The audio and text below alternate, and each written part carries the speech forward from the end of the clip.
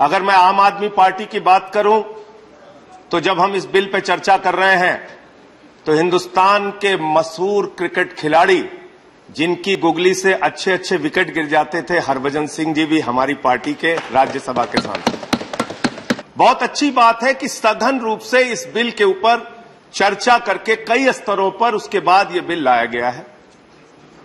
और जब doping test में लोग पॉजिटिव आने के बाद उनका कैरियर चौपट होता है तो बड़े बड़े अखबारों की हेडलाइन बन जाती है, उनको खेल की प्रतियोगिता से वंचित तो रखा जाता है, लेकिन उसकी टेस्टिंग सही थी या गलत थी, उसके साथ न्याय हुआ या अन्याय हुआ, इसके बारे में फिर पूरे जीवन भर उसके बारे में कोई सोचता नहीं, पूछता नहीं, और उसको हमेशा खेल बिरादरी और राष्ट्रीय स्तर पर उपेक्षा की दृष्टि से देखा जाता है मान्यवर। और इसमें सबसे ज्यादा जो मामला मुझे याद है मान्यवर, वो हमारे युवा होनहार पहलवान नरसिंह यादव का मामला मान्यवर। हिंदुस्तान से डोपिंग टेस्ट पास करके गए और अंतर्राष्ट्रीय स्तर पे ओलंपिक के खेल में उनको फेल कर दिया जाता है। मैं समझता हूं कि इस बिल से अब ऐसी घटनाओं से हमें मदद मिलेगी जहां पर राष्ट्रीय स्तर से खिलाड़ी पास होकर राष्ट्रीय नाडा से पास होकर खिलाड़ी अंतर्राष्ट्रीय स्तर के खेलों में जाता है और वहां उसको फेल करके पीछे कर दिया जाता है। इसलिए मैं आम आदमी पार्टी की ओर से इस बिल का पूरी तरीके से समर्थन करता हूं। देश के हित में है, अच्छा है, खिलाड़ियों को इससे सुरक्षा मिलेगी।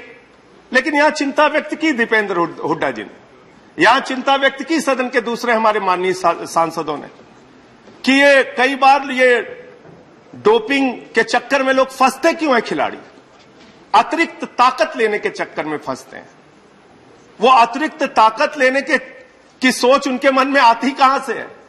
क्योंकि जब वो मेडल की रेस में जब पीछे होते जाते हैं, सोचते चलो किसी तरीके से मेडल हासिल करते हैं, लेकिन कई बार उनके साथ साजिश भी होती है। उनके साथ जो टेस्ट होता है, ऐसे इंजेक्शन जानबूझ के उनको दिए जाते हैं जिससे वो टेस्टिंग में फेल हो जाए। और इसलिए इस बिल का होना बहुत आवश्यक है कि ऐसी तमाम साजिशों पर, ऐसी तमाम कार्रवाइयों पर और ऐसी टेस्टिंग कर करके जो हमारे खिलाड़ियों को पीछे रखा जाता है, उससे उनको बचाया जा सके। लेकिन इसके साथ साथ क्या खेल के प्रति हमारी सरकार का ध्यान है मान्यवर? यहां माननीय मंत्री जी बैठे, मैं आपके माध्यम से बड़ी विनम्रता पूर्वक उनसे पूछना चाहता हूं, 130 करोड़ की आबादी वाले हिंदुस्तान में आप अच्छे खिलाड़ी कैसे बनाएंगे जब आप खेल का बजट मात्र 3,000 करोड़ रुपए रखते हैं? 3,000 करोड़ रुपए का बजट आप 130 करोड़ की आबादी में रख रहे हैं। और 2021 में आपने खेल का बजट कम किया, इस बार थोड़ा बहुत आपने बढ़ाया। तो खेल को इतने उपेक्षा भाव से क्यों देखा जाता है? खेल के ऊपर हमारा बजट क्यों इतना कम रहता है? खेल की तरफ हमारी सरकार का ध्यान क्यों नहीं जाता? और जब आज एंटी डोपिंग पे आप चर्चा कर रहे हैं मान्यवर, पूरा देश हम लोगों को सुन रहा होगा और खास तौर से हमारे वो नौजवान सुन रहे होंगे जो हरियाणा के गांवों में, उत्तर प्रदेश के गांवों में, बिहार के गांवों में, पूरे देश के अंदर दिन रात सुबह 4 बजे उठ के शाम तक मेहनत करते थे कि उनको देश की सेना में भारत के लिए मरने मिटने का मौका मिलेगा। उनको भी आपने बगैर डोपिंग टेस्ट के फेल कर दिया। उनको तो बगैर डोपिंग टेस्ट के आपने फेल कर दिया। भारत की सेना में जिनके मन में जाने का जज्बा था, ये अग्निवीर योजना लाके, ये 4 साल की योजना लाके उनके जीवन के साथ खिलवाड़ किया आपने। मान्यवर, मैं आप लोगों से, आपके माध्यम से इस सरकार से कहना चाहता हूं, कभी आइए देखिए और खेल को बढ़ावा कैसे दिया जाता है। खुले मन से आइए खेल मंत्री जी, चलते हैं दिल्ली के सरकारी स्कूलों में, जहां अरविंद केजरीवाल और मनीष सिसोदिया ने मिलकर सरकारी स्कूलों के अंदर स्विमिंग पूल का निर्माण किया है। सरकारी स्कूलों के अंदर हॉकी के ग्राउंड बनाए हैं, एथलीट के ग्राउंड बनाए हैं, वर्ल्ड क्लास हॉकी के ग्राउंड बनाए हैं, जहां पर बड़े बड़े स्पोर्ट्समैन तैयार करने के लिए मिशन एक्सीलेंस की योजना दिल्ली की सरकार लेके आई। और केजरीवाल जी की सरकार कहती है खिलाड़ियों को सबसे ज्यादा मदद, आर्थिक मदद की जरूरत तब होती है जब वो उसकी खेल की प्रतिभा को निखारना होता है। आप मदद कब करते हैं? कोई ओलंपिक में गोल्ड पा गया, कोई सिल्वर पा गया, कोई एशियाड में मेडल पा गया, उसके बाद कई राज्य सरकारें उसके पीछे कोई 20 लाख, कोई 50 लाख, कोई 1 करोड़ के सहयोग देने के लिए होड़ लग जाती है।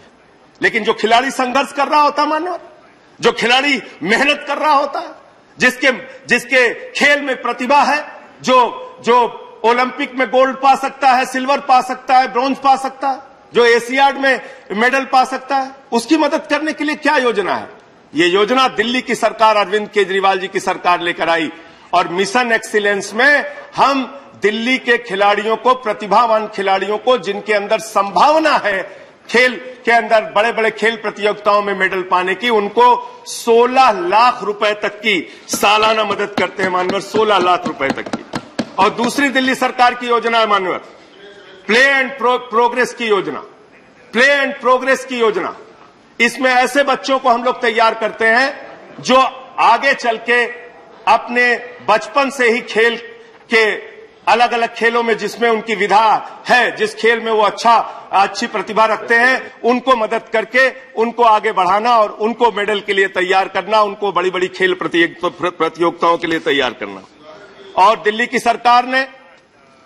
सरकार ने स्पोर्ट्स यूनिवर्सिटी बनाई सर, खेल का विश्वविद्यालय, और ये अपने आप में एक ऐसा अनोखा खेल का विश्वविद्यालय है जहां खेल को ही उसकी पढ़ाई मानी गई है, खेल को ही उसकी डिग्री मानी गई है, खेल को ही उसका जीवन माना गया है। वो अलग अलग खेलों में जिसमें भी वो जाना चाहता है, उसके खेल के हिसाब से उसको स्टेडियम उपलब्ध कराया जाएगा, उसको मदद की जाएगी और उसको हॉस्टल की सुविधा, खाने की सुविधा, रहने की सुविधा, खेलने की सुविधा, उसके खेल की प्रतिभा को ही उसको डिग्री माना जाएगा। ऐसा खेल का विश्वविद्यालय दिल्ली की सरकार ने, केजरीवाल जी की सरकार ने बनाया।